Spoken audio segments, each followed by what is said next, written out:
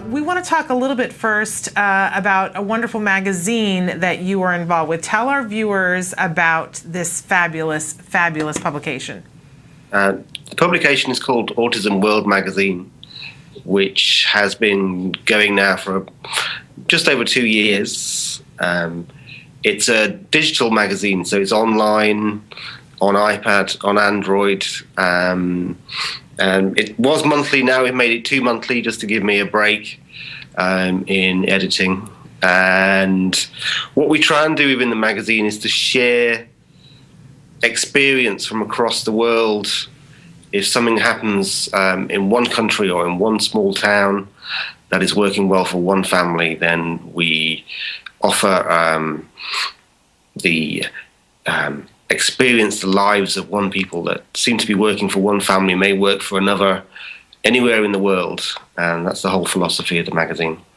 And so Kelby's got some covers from some past magazines that he's going to put up while we're talking. But tell us about, I mean, we're looking at one right now that I love. The cover's got a robot on it. You've covered things such as sibling issues. What are some of the topics that you've covered in particular that you've heard from your viewers that just really, resonates with them? What really resonates is we cover the entire spectrum. And what I hear so much from families is 2 points. Really, is the sense of struggle of when you first hear your diagnosis, and those feelings of blame, that you blame yourself, or you're searching around after diagnosis and reading from diagnosis, of trying to find answers, and you're literally bombarded. You Google autism and you're blown away by how many answers come flying back within seconds. So where do you start? So part of our magazine is to help guide those families from across the world of ideas and systems that's working for one family, we hope can work for another. The other great question that we keep getting more and more is parents of children with teens, early teens, who are worried about what will happen when their child turns 18. There's so little research in this area, so little planning going on in this area, and families are very worried about what will happen once their child finishes whatever schooling they're doing. And we spend a lot of time discussing and talking about options in the lead up to 18 plus. It's overwhelming, isn't it? I've been having so many conversations lately talking about these two very different places in time for an autism parent, and yet I'm seeing as we get, I mean, my son's only 11, but we're starting, the fear wheel has started to turn towards what happens after 18, that these 2 periods of time when you're just diagnosed, and what here in the States, what they refer to as the cliff, when your child gets to 18 or 22, whenever those sort of sponsored activities run out, and that you've run off the cliff, and what happens after that.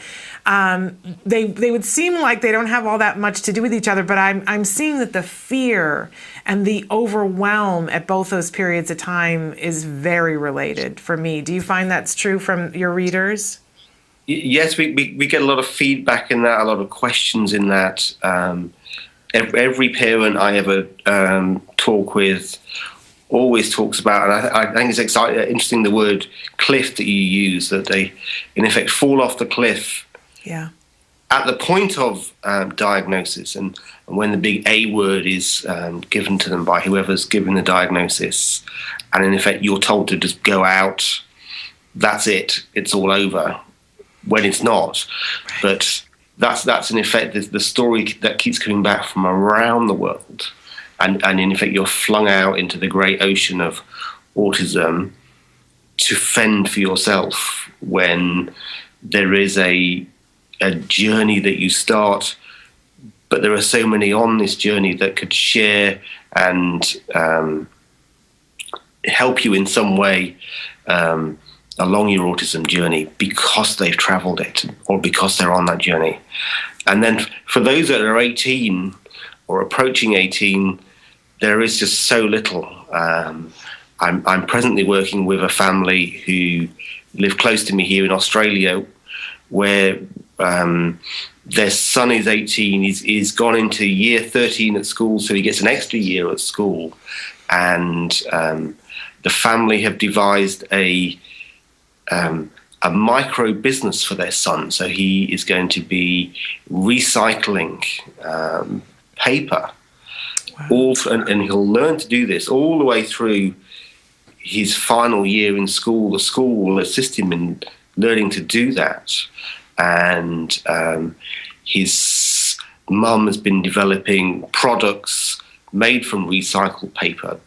The first one was briquettes for barbecues that her son can make. Her son's favourite film was Wall-E, the recycling robot. So right. he has an understanding through that film of what he's doing. It's something that he gets, and through this next year in transition from leaving school to, in effect, starting out in the big wide world, he'll have a business from home that will be supported all through this final year, so he gets into the routine of using his recycling press 3 times a week to recycle his paper. So he'll collect his paper, recycle his paper, and then make products from that.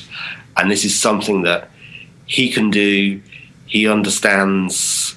He has a certain passion towards, but also it could well be a small business for him that may expand into others that he knows, and others with differing abilities in his neighborhood will come on board.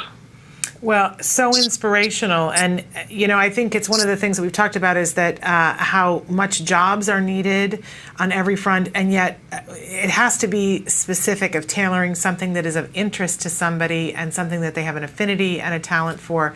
How wonderful that his family is able to do that. I wondered, Ian, if you could tell our viewers how they can get Autism World magazine and, what the process is to be able to get that digital publication. Yep.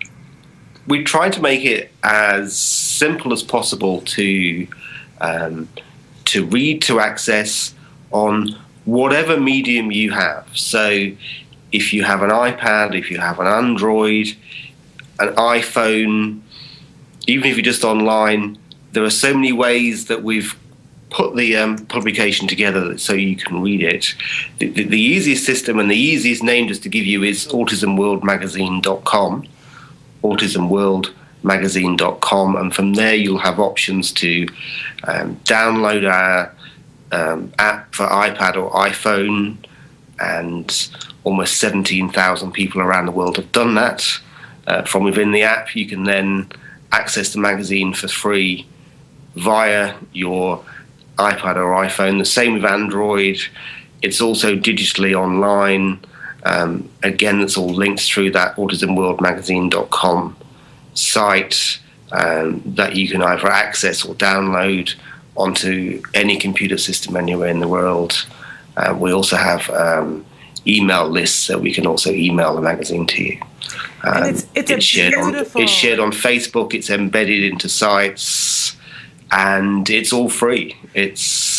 We believe that sharing information, sharing best practice, all those small little fixes that work anywhere in the world, then we should share that information freely to all that want it, wherever they are.